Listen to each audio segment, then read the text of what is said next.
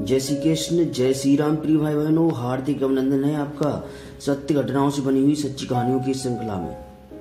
किसी भक्त के जीवन में भक्ति की प्रामाणिकता के लिए यह आवश्यक नहीं है कि उसके जीवन में कोई चमत्कार हो तभी प्रभु की भक्ति सफल मानी जाए या प्रभु का अनुग्रह माना जाए, बल्कि यह तो केवल अज्ञानी पुरुषों के उस अज्ञान के पर्दे को हटाने के लिए है जिससे उन्हें विश्वास करना प्रभु के अस्तित्व में सहज हो जाए।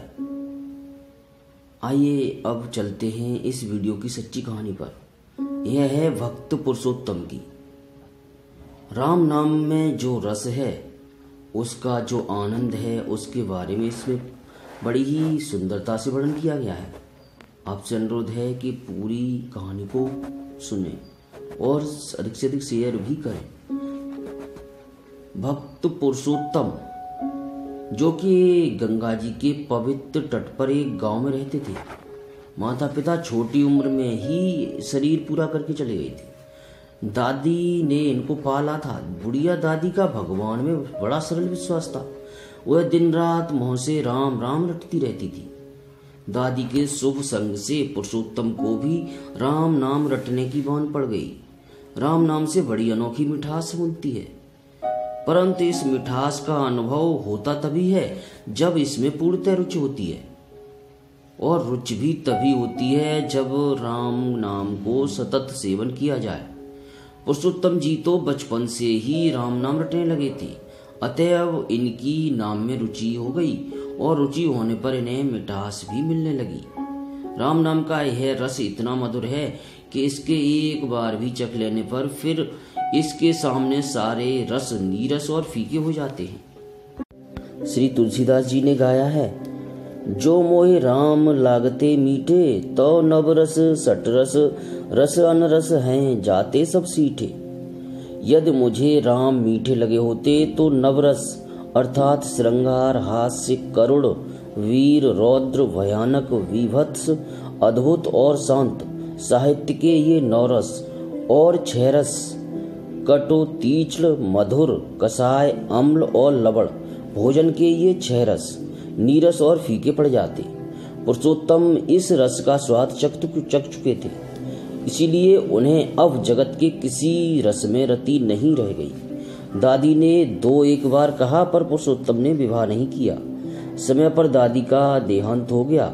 फिर तो पुरुषोत्तम सर्वथा स्वतंत्र होकर राम भजन में लग गए। घर में कुछ जमीन थी, उसी में खेती करते, स्वयं परिश्रम करते और जो अनाज पैदा होता उसी से जीवन निर्वाह करते। उस अनाज में जो कुछ बचता उसको बेचकर कपड़ा, तेल, मसाला, बैल, हल आदि सामान ले आते। उनका नियम था न मांगकर खाना, न बिना परिश्रम का खाना, न पड़े पड़े खाना, न किसी से कुछ लेना और कम से कम आवश्यकताएं रखना और अपने ही परिश्रम से उन आवश्यकताओं को पूरा करना। पुरुषोत्तम के दिन बड़े ही सुख से कटते थे। वे जब खेत में परिश्रम करते तब भी उनके मुंह से राम का नाम चलता ही रहता था। मन में राम का ध्यान रहता था। उनका परिश्रम भी सारा अपने इष्ट देव राम की पूजा के लिए ही होता। घर में भगवान श्री रामचंद्र जी का सुंदर प्राचीन विग्रह था।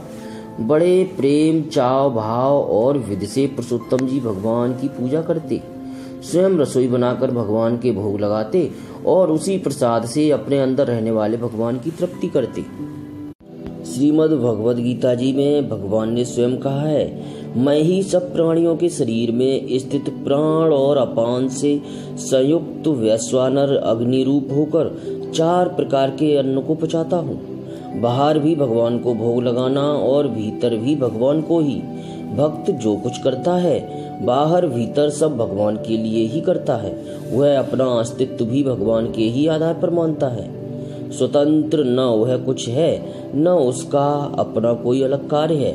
उसके सारे कार्य भगवान के कार्य हैं, क्योंकि वह सर्वदा और सर्वथा भगवान का ही है। पुरुषोत्तम भक्त के सारे कार्य इसी भाव से संपन्न होते। निरंतर भगवान का अखंड स्मरण और भगवान के लिए ही मन, वाणी, शरीर की प्रत्येक क्षण की प्रत्येक क्रिया, यही तो भगवदीय जीवन है। ज्यों ज्यों भजन बढ़ता गया त्यों ही त्यों भाव में प्रगाढ़ता आती गई। लगभग 12 वर्ष की साधना से पुरुषोत्तम का सब कुछ राममय हो गया। अब उनकी खेतीबाड़ी भी छूट गई। खेतीबाड़ी होती भी कहाँ से, गाढ़ समाधि में भोजन तक का तो उन्हें भान नहीं रहता था। भगवान श्री राम का गान नाम का गान करते हुए उनकी वाणी गदगद हो जाती, चित्त द्रवित होकर बहने लगता। एक क्षण के लिए भी रोना बंद नहीं होता। कभी वे खिलखिलाकर हंसने लगते, कभी लाज छोड़कर उच्च स्वर से गाने लगते और कभी उन्मत्त होकर नाचने लगते। भक्ति रस में सराबोर हुए भक्त पुरुषोत्तम जी की इस स्थितियों में जो कोई भी उनके पास आता, उनकी इस दिव्य भावमयी स्थिति के दर्शन करता, वही पवित्र हृदय होकर भावोन्मत्त हो जाता। पुरुषोत्तम जी की राम धुन दूर दूर तक पहुंची। घर घर और गांव गांव में लोग राम नाम का मधुर कीर्तन करने लगे। पुरुषोत्तम जी के दर्शनार्थ दूर दूर से लोग आने लगे, पर उनकी भाव समाधि प्रगाढ़ से प्रगाढ़तर होती गई।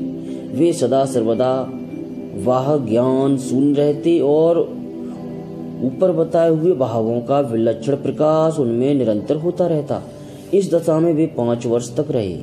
एक दिन इसी दशा में भगवान श्री राम के विग्रह के सामने नृत्य करते ही करते उन्होंने 3 बार बड़े जोर से राम नाम का घोष किया और उसी क्षण उनका ब्रह्मरंध्र फट गया। शरीर भगवान के श्री विग्रह के चरणों पर गिर पड़ा। उस समय भी उनके मुखमंडल पर अपूर्व तेज छाया था, मानो उनके रोम रोम से राम ध्वनि हो रही थी। भक्त पुरुषोत्तम दास ने जो अपने जीवन काल के दौरान किया, मनुष्य जीवन में जो कुछ किया, वही तो यथार्थ धन संचय था। हम लोग कभी कभी भूल जाते हैं कि हम यहाँ पर मनुष्य शरीर को इसलिए प्राप्त किए हुए हैं जिससे प्रभु की प्राप्ति कर सकें, उनका गुणगान, उनकी सेवा कर सकें, उनकी गुणों का गान अपनी वाणी से कर सकें। अगली किसी सच्ची कहानी में फिर से ऐसी किसी सच्ची कहानी के साथ मैं फिर से आपका मन लुभाने, भक्ति को प्रगाढ़ करने के लिए उपस्थित रहूंगा। तब तक के लिए किसी प्रकार की त्रुटि के लिए आप भी क्षमा करें और प्रभु श्री राम से भी क्षमा चाहता हूँ। हरे कृष्ण कृष्ण कृष्ण हरे हरे, हरे राम राम राम हरे हरे, हरे राम राम राम हरे हरे, हरे कृष्ण कृष्ण कृष्ण हरे हरे।